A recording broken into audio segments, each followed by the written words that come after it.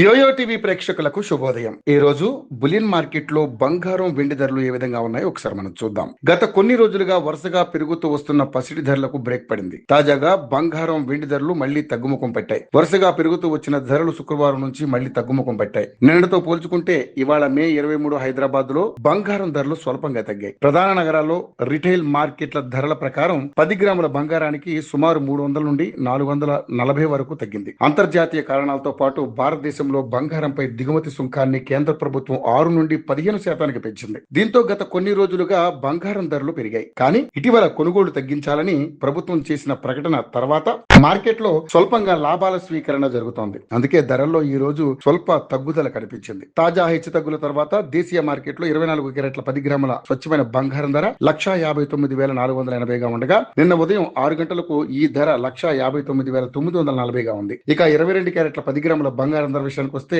1,46,190 రూపాయలుగా ఉండగా నిన్నటి ధర 1,46,610గా ఉంది. ఇక ప్రస్తుత మార్కెట్ లో కేజీ వెండి ధర చూస్తే 2,84,900గా నమోదైంది.